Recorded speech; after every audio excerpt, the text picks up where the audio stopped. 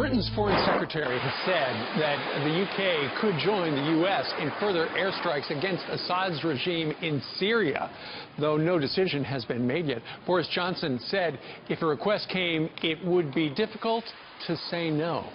This comes after Prime Minister Theresa May and other European allies backed President Trump's action.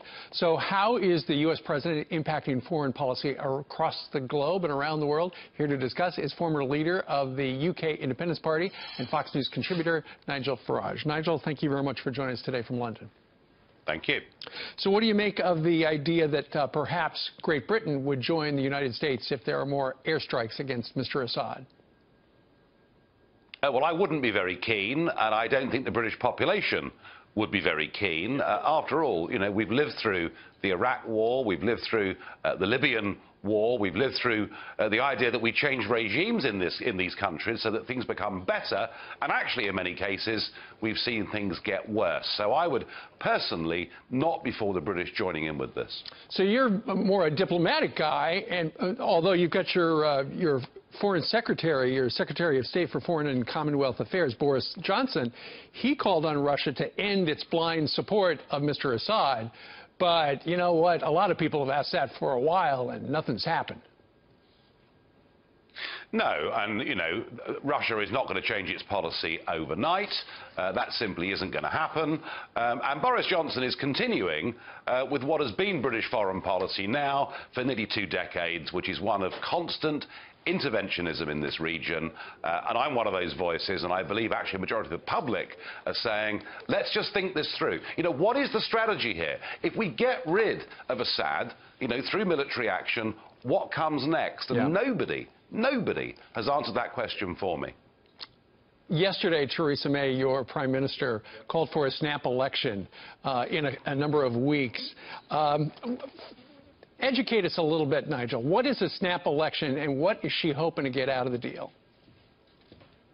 OK, well, we normally have general elections once every 5 years or so. But prime ministers traditionally have always had the power, the prerogative, to call an election at a time of their choosing. So she's called this election for June the 8th. It's just 6 weeks away from now. And there's a little bit of work in the House of Commons to get that approved, but it will be. So we're having what we call a snap general election, you know, without much warning. She's doing it because she is 20 points ahead of the Labour Party in the opinion polls. It is simply a massive lead, and she's virtually, unless she does something catastrophically stupid, she is in a completely unassailable position. She will win the election. She will validate her position, because don't forget, she took over from David Cameron. The public never really had a chance to have a say about her. And from a political perspective, I completely understand why she's doing it. Absolutely, because ultimately she hopes to gain more seats in Parliament and then more power as well. Yeah. But what's curious, Nigel, is the fact that before the election on whether or not to exit the EU, she was against it. Now she's for it. The ultimate politician.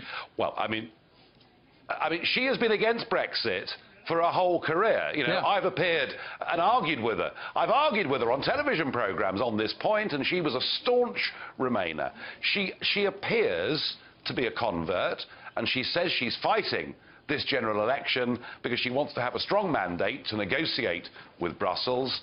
For the moment, the public will believe that. Who knows in a couple of years' time how they'll feel. But she, you know, she gives the impression of being a convert, yes. OK. Well, what about you, Nigel? You know, people in this country love your commentary. What about over there? Any possibility you might actually dip your toe back into politics? Well, I'm not sure right now. I'm thinking about it. I've got about another 48 hours to make my decision.